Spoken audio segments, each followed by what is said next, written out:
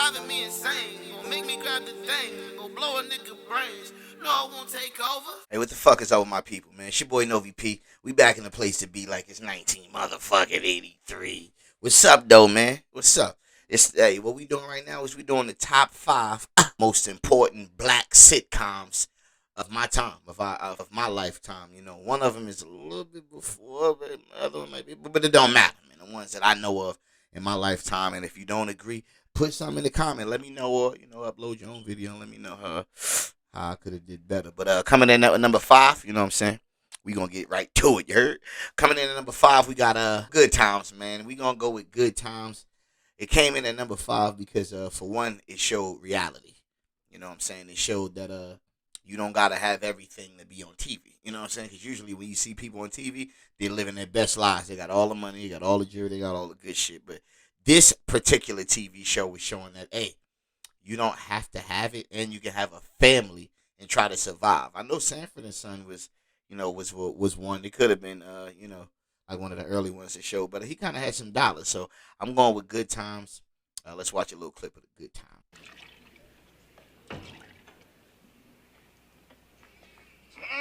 Gee, a gorgeous hunk of woman here. I don't know about the gorgeous, but I'm sure a lot of hunk. You know, one thing I never worry about, baby, is that energy crisis. Because I got my own personal heating system. Not so bad yourself. Good-looking man like you could have had any woman in Chicago. True, but I married you. Well, if that's a compliment, I'm Wilt Chamberlain. You know I didn't mean it that way. Give me one good reason why you married me. You was pregnant. Hey, I know a lot of people that still live by that theory today in 2020 motherfucking 3. But yeah, that was number 5, man. Good Times, man. I fuck with Good Times. That was a classic sitcom. You know how that go. But Jerome, number 4, we gonna go with A Different World. All right. The reason why we're going with A Different World is because it showed that it might have been the first to show that black people can graduate, go to school, do something productive. Like, we've been doing it. It's just like they don't show it on television. They usually just show, others going to college and doing things like that. They try to show the bad things through us. But nah, this TV show was based on us going to college. You know what I'm saying? And it was showing young folks, regular black people, not, black white people. I'm talking about black people. It was showing that we can go to college, and I felt like it was a good message to the kids. Let's watch a little clip. Different World. For every one of us sitting here today, there are many more living with no hope, no dreams, no future. And so we must ask ourselves one important question. Who had the Western omelet with spicy sausage? Oh, he was out on the podium, huh? Oh, no, I gotta try it again. Good morning, fellow graduates. Come on, my little valedictorian. Save it for the 4,000 people who'll be hanging on your every word. Baby, what did I tell you about playing with my tassel in public? What's wrong with you? It's not fair. This graduation will not be the same without Ron. He should be here. He should have taken that history course. Whitley, when I left him this morning, he was as down as I'd ever seen him. My fellow graduates! My man Ron popped up out of nowhere like, yo, I'm here. I may not be graduating, but I got my cap and gown on. I'm outside. But nah, that was number 4, A Different World. I mean, obviously, it was a good show. It even showed us graduating, not just going to school, but actually graduating and becoming something of ourselves. So you got to respect that. Let's go to number 3. Number 3, I had to go with this one. I had to go with the Jeffersons because this was this was before me, but I still was I was around when the reruns and all that was coming on, and it showed me. This is the first time it showed me. I'm talking about, this is my personal list. It showed me that black people can have money, and it also showed us how to get it. It showed us that the white people gonna say what they say. The white people gonna be disrespectful as they always been. They gonna act like they don't know what they saying, but they know what they saying. Like, backsliding comments and compliments and shit like that. But it showed me you can get past all that and still be successful in life. I'm gonna show this particular clip because this is one of the clips that I remember when I was coming up, where I thought the white dude was testing You know, my boy Mr. Jefferson, and he ain't fooled. He got that loan. Let's watch a little clip from this. Son isn't anti-police. I mean, where would the people of this country be without law and order? In jail? Right. You know, it seems like every time I turn on the television these days, people are protesting against this or marching against that. Yeah, I know what you mean. Yeah, and this country would be better off if people spent less time marching and more time working. Right. We're going to open cleaning stores. We got to clean this country up. Stellar on his hustle. And him. He's the one who's causing most of it. That's right. That shit. What, Martin Luther King? Yeah. You know, I've heard that he's a communist. A communist. Mm-hmm. What do you think? What do I think? Oh, well, I think we should talk about me and my chances of getting a See, loan. he knew better. Loan? Oh, Right, yes, yes. yeah.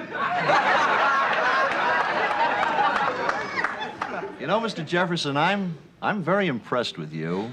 Oh, you are? Mm-hmm. And I'm going to recommend that your loan be approved. Oh, that's great.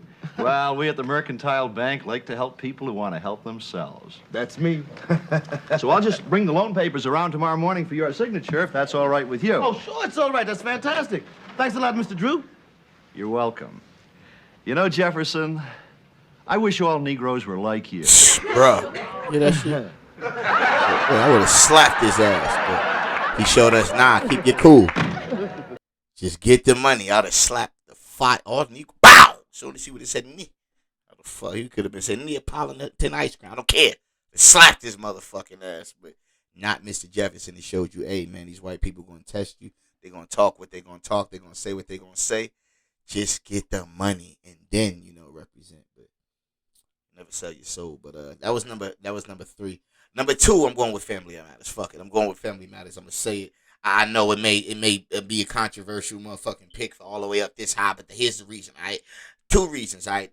The one reason is it showed me that you don't have to be rich. You know what I'm saying? You can just be a regular working family that take care of your family. Multiple people in your family, your grandma, your aunt, your sister, even a neighbor at times. It showed me like, yo, just work together and y'all can make it. You know what I'm saying? But another reason it showed me, another reason it earned number 2 in my eyes is because it showed me as a youngster, like no matter what type of dude you are, you think you a geek, a nerd, or just not a cool guy, you can still get the girl. You feel me? Just be persistent. Don't give up. She gonna insult you. Go through the things that you gotta go through just to build your character. And it showed me that just be persistent and you can always get the girl. We gonna watch this clip. Steve, how hi. I was waiting for you. Come over here, sit down, we can talk. Talk? Yeah, uninterrupted. There's no one else in the house. Okay. Nice winter ensemble. Sort of a mix between Eddie Bauer and Elmer Fudd. Feel this. Ooh, I love that snort. What? Steve, I was hoping to see you tonight, so I put on something extra special for you. It's a new outfit, and I really hope you like it.